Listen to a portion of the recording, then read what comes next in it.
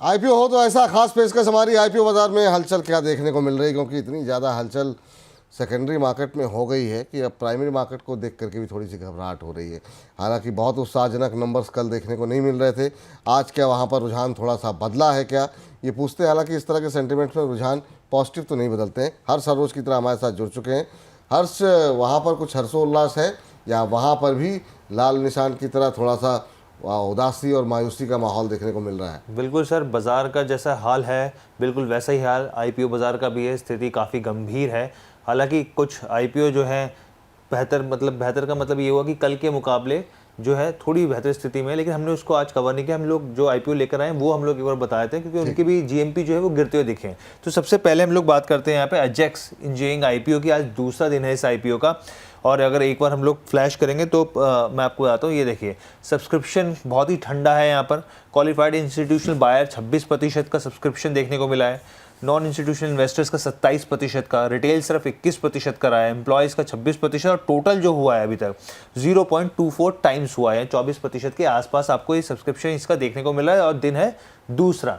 और इसका अगर आप प्राइस बैंड की बात करें तो वो करीब यहाँ पे 599 से लेकर 629 के आसपास है। अब ग्रे मार्केट का हम लोग आपको बताए थे स्थिति। ग्रे मार्केट की क्या है ये देखिए, कल 10% के आसपास थी, आज ये 8.27% रह गई है, 52 के आसपास पहुंच गई। यानी कि यहाँ पे भी गिरावट तो आपको देखने को मिल ही रही है।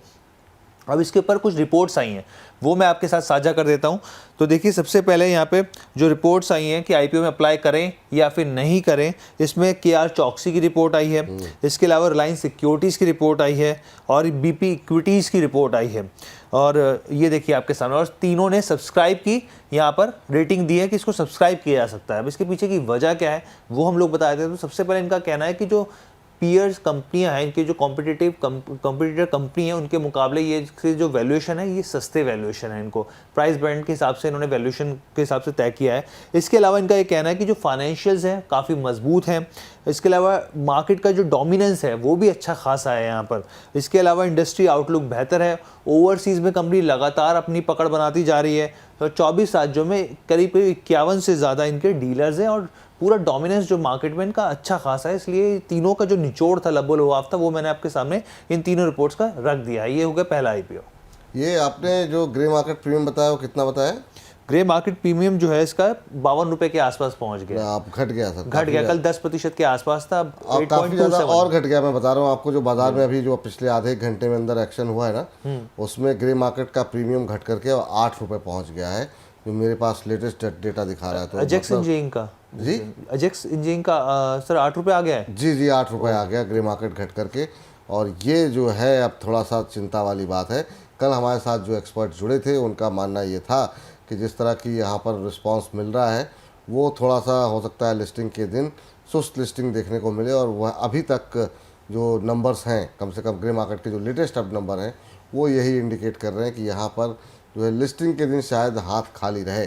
चलिए, हमारे साथ इस पर और ज़्यादा बातचीत करने के लिए रचित खंडेलवाल जी जुड़ चुके हैं। रचित जी, बहुत बहुत स्वागत आपका। आप पहली बार हमारे इस मंच पर अमर उजाला बोनस के आ रहे हैं। पहले तो बहुत बहुत धन्यवाद आपका कि हमारा निमंत्रण स्वीकार करने के लिए। और कैसे देख रहे हैं सर, ग्रे मार्केट प्रीमियम लगातार घटता हुआ दिखाई दे रहा है, सब्सक्रिप्शन के आंकड़े ठंडे दिखाई दे रहे हैं, क्या कुछ उम्मीद करें इस आईपीओ से? सर, सबसे पहले आपको नमस्कार, सभी दर्शकों को भी नमस्कार, and thank you for having me here. देखिए, हम इस पर्टिकुलर कंपनी के अगर ऊपर नजर डालें अभी, तो इसमें कुछ पॉजिटिव्स हैं जो देखने को मिल रहे हैं। एक तो मैनेजमेंट बहुत अच्छा है, प्रोफेशनल है, और जो इनका SCLM है उसमें अराउंड 77% मार्केट शेयर है, मार्केट लीडर है ये।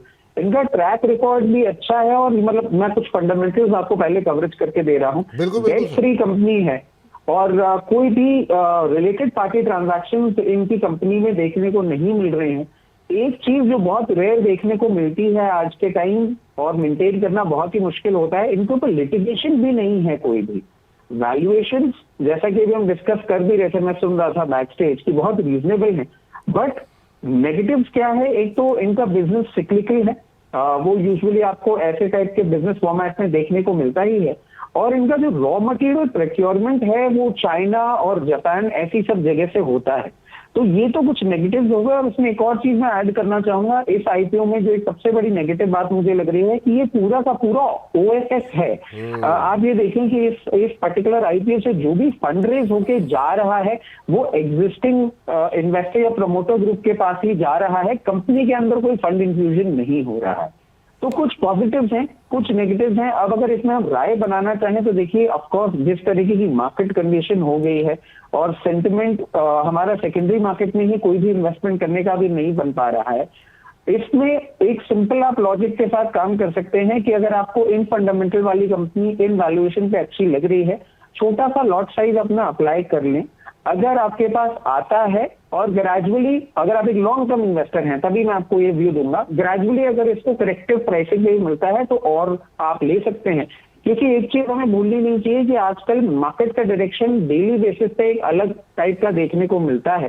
तो लिस्टिंग गेन्स तो मैं नहीं समझता हूं आपको देखने को मिलेंगे, बट लॉन्ग टर्म इन्वेस्टर अगर आप हैं तो ये अपॉर्चुनिटी आपके पास हो सकती है कि इतना मूड माहौल खराब है, आप अप्लाई करेंगे और आपको ये शेयर मिल जाएगा। अगर ये मूड माहौल ठीक होता तो हम अप्लाई करते और खाली हाथ घर वापस आ जाते। तो सर क्या आईपीओ में ही अप्लाई करें या एक बार लिस्टिंग देख लें और लिस्टिंग के बाद अप्लाई कर, लिस्टिंग के बाद वो शेयर अपने पोर्टफोलियो में रखें? क्या स्ट्रेटजी, क्या रणनीति ज़्यादा सही रहेगी?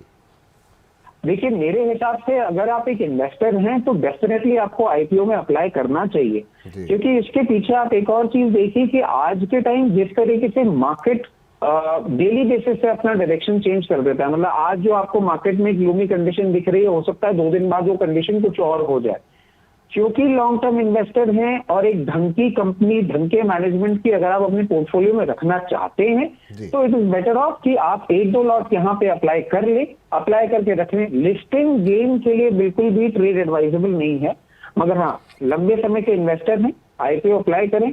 मार्केट में और करेक्शन डीप डाउन मिले और ये नीचे आए तो आपके चैनल के माध्यम से हम और भी इसके बारे में बात करके और दूसरे लेवल्स भी शेयर कर पाएंगे। चलिए, तो बहुत स्पष्ट रूप से राय दी गई है।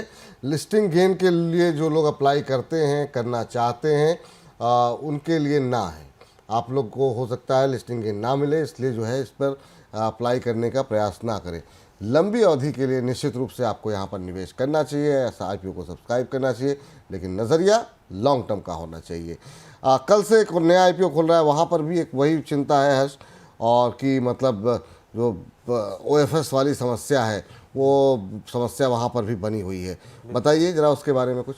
तो देखिए, हेक्सावेयर टेक्नोलॉजीज़ की हम लोग बात कर रहे हैं। टीसीएस का आईपीओ आया था तो उससे काफ़ी ज़्यादा सबसे बड़ा आईटी की अगर बात करें सेक्टर तो सबसे बड़ा आईपीओ ये है। 2020 में डीलिस्ट हुई थी कंपनी, यहाँ पर कल खुलने जा रहा है, 12 फरवरी को खुलने जा रहा है। 14 फरवरी इसकी लास्ट डेट रहेगी। लिस्टिंग डेट जो है वो 19 फरवरी है। प्राइस बैंड 674 से 708 प्रति शेयर के भाव पर है और लॉट साइज जो है वो 21 शेयरों का है। अब यहाँ पर भी ग्रे मार्केट की स्थिति जो कल आप चर्चा भी कर रहे थे गेस्ट के साथ, तो वो स्थिति देखने को मिल रही है। ये देखिए, 2 रुपये पे पहुँच गया है। हालत काफ़ी गंभीर हो गई। जो मार्केट की हालत गंभीर थी वही स्थिति यहाँ पर भी देखने को मिल रही है। 2 रुपये पे इसका जीएमपी पहुँच गया है और जो भी रिपोर्ट्स आ रही हैं वो बेसिकली साफ तौर पे इसको अनसब्सक्राइब की रेटिंग देती हुई दिख रही हैं। चलिए, तो अभी जो है ग्रे मार्केट में यहाँ पर भी कोई ख़ास रिस्पांस जो है देखने को नहीं मिल रहा। अब 2 रुपये का प्रीमियम है। मुझे लगता है कि जिस तरह से बाज़ार में गिरावट बढ़ी है, हो सकता है थोड़ी देर में अब ये ऑलमोस्ट फ्लैट ही हो गया होगा। रचित जी, आपकी टिप्पणी क्या होगी सर? ओएफएस लोगों को पसंद नहीं आ रहा है। लोग चाहते हैं कि कंपनी के पास मतलब पूरी तरीके से खाली सारे पैसे उठा करके प्रमोटर्स आपस में या कोई व्यक्ति बेच करके निकल जाए। आप कैसे देख रहे हैं सर हेक्सावेयर को? देखिए, आपका ये कहना बिल्कुल सही है। और जब भी हम कोई शेयर खरीदते हैं या हम इन्वेस्टमेंट करते हैं तो हम ये देखते हैं कि हम अगर उसमें इन्वेस्टमेंट कर रहे हैं तो वैल्यू एनहांसमेंट क्या हो रहा है, वो पैसे का एप्लीकेशन कहाँ हो रहा है। और वो अगर कहीं नहीं होता हुआ दिखता है तो डेफिनेटली मार्केट को एक आप मान सकते हैं कि डेट्रीमेंटल फैक्टर हो जाता है, मार्केट थोड़ा सा एप्रीहेंसिव हो जाता है। इसके साथ साथ आपको एक और चीज इस कंपनी के बारे में बताना चाहूंगा कि इसका अमेरिका, यूरोप और एपैक में जिस तरीके से बिजनेस चल रहा है और जिस तरीके से अभी डोनाल्ड ट्रंप अनाउंसमेंट किए जा रहे हैं, और आप ये भी देखें कि अभी उनका कुछ देर पहले ही एक और अनाउंसमेंट भी, एक और उनकी कमेंट्री भी आई थी, वेरिन उन्होंने सैटरडे तक का टाइम 12 बजे तक का दे दिया है हमस को, सारे के सारे जो कैदी हैं उनको छोड़ने के लिए। उसके चलते मार्केट सेंटिमेंट भी खराब हो रहा है और कहीं ना कहीं ऐसी कंपनीज जो इंटरनेशनल ट्रेड में रहती हैं उनसे दूरी बनाए रखना एक थोड़ा सा सेंसिबल कॉल होगा। तो इसके लिए तो हम कंप्लीट अवॉइड बोल के चलेंगे। हमको कहीं भी कंफर्ट देखने को नहीं मिल रहा है। अगर मार्केट में एक क्लैरिटी आती है, डायरेक्शनल ठीक मूवमेंट देखने को मिलता है, उसके बाद इसको हम मार्केट से ले सकते हैं। बट ऐसे इंटरनेशनल फैक्टर्स के साथ जब इतनी अनसर्टेनिटी में हम बैठे हों तब इन्वेस्ट करना एक एडवाइजेबल कॉल बिल्कुल भी नहीं होगा। तो कंप्लीटली अवॉइड यहाँ पर हेक्सावेयर टेक्नोलॉजी का। कल से जो ये आईपीओ खुल रहा है 12 तारीख से, 14 को बंद हो रहा है, 19 को लिस्ट होगा। यहाँ पर ग्रे मार्केट प्रीमियम लगातार घटता हुआ, दोनों में ही घट रहा है। खैर, तो यहाँ पर भी अवॉइड करने की ही सलाह है हेक्सावेयर पे। लेकिन हाँ, इससे पहले जिस आईपीओ की बात कर रहे थे आप, उसमें लॉन्ग टर्म लंबी अवधि के नज़रिए के साथ अप्लाई कर सकते हैं। हर्ष, बहुत बहुत शुक्रिया, बहुत बहुत धन्यवाद आपका ये तमाम अपडेट हमारे दर्शकों तक पहुंचाने के लिए। लेकिन हमारे साथ जो एक्सपर्ट हमारे साथ रचित जी बने हुए हैं। रचित जी, ये तो आईपीओ बाज़ार की बात हुई, लेकिन आप ऐसे दिन जुड़े हैं जब हमने बाज़ार में एक पैनिक सेलिंग देखी है। आपका एक मार्केट पे एक कमेंट्री लेकर के मैं आपको धन्यवाद करना चाहूँगा। कैसे देख रहे हैं आज की इस गिरावट को? 23,000 का लेवल भी टूटता हुआ दिखाई दिया। मिड कैप स्मॉल कैप में बड़ी गिरावट रही, 3.5 पौने 4% तक की गिरावट रही। आप क्या सजेस्ट कर रहे हैं इस समय अपने जो हमारे दर्शक हैं उनको और अपने क्लाइंट्स को? देखिए, अभी कोई भी सजेशन सही डायरेक्शन में जाता हुआ नहीं दिख रहा है। मैं क्यों आपको एक गलत बात बोलूंगा, बट हाँ, ऐसी सिचुएशन में अगर आप क्लियरली पूछेंगे किस तरीके से हमें अपने पोर्टफोलियो को हैंडल करना चाहिए, तो ये जो सिचुएशन होती है टिपिकल सिचुएशन होती है जहां पे हम ये देख लें कि वो जितने भी स्टॉक्स हैं जिनका वैल्यूएशन प्रॉफ में था और करेक्ट कर गया है, वहां छोटी छोटी आप बाइंग जरूर कर सकते हैं। और आप ये भी चीज नोटिस करें कि ऐसे टाइम पे बहुत ज्यादा कोई पैनिक बटन हिट करना एडवाइजेबल नहीं होगा, क्योंकि ये बात है कि पैनिक है मार्केट में और हम आजकल बहुत ही ज्यादा वॉलेटाइल मार्केट में बैठे हुए हैं। तो आज के मार्केट के सेंटिमेंट को देख के ऐसा कोई भी कॉल ना लिया जाए जिसको कल आप जब उठे और थोड़ा भी चेंज होता हुआ दिखे तो आपको दुख मिले। आप छोटे छोटे पोर्शंस में अपनी जो एवरेज है वो करते रहें, क्योंकि ये मार्केट टर्न अराउंड भी कब दे देगा ये कहना बहुत मुश्किल है। अगर 22,800 सस्टेन करता है तो हो सकता है कि हम एक रिवर्सल देखें और वो रिवर्सल एक बार 23,300 और 23,800 तक का मूवमेंट आपको कभी भी दिखा सकता है। ठीक है रचित जी, और बहुत बहुत शुक्रिया आपका, आप इस दिन हमारे साथ जुड़े। उम्मीद करते हैं सर कि हमारे बहुत सारे दर्शक आपके साथ जो है सवाल पूछना चाह रहे हैं, आपके उत्तर जानना चाह रहे हैं। तो जब भी आपके पास समय हो तो एक पूरा कार्यक्रम आपके साथ करना चाहेंगे ताकि और ज़्यादा हमारे दर्शकों को सही राय जो है वो मिल सके आपके साथ। Thank you sir, the pleasure of all mine. और बिल्कुल हम जल्दी जुड़ेंगे। बिल्कुल बिल्कुल, थैंक यू सर, बहुत बहुत धन्यवाद आपका।